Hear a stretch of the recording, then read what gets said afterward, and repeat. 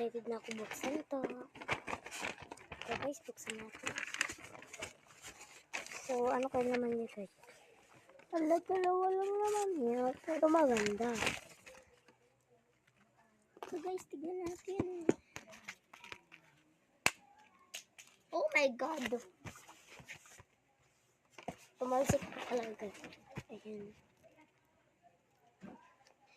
Oh my God. So, isasabit lang natin siya dito. Yan, nakal ko ng sabit. Close. Tapos, pipindutin dyan. Tapos, tignan nyo to. Yan. Glue stick.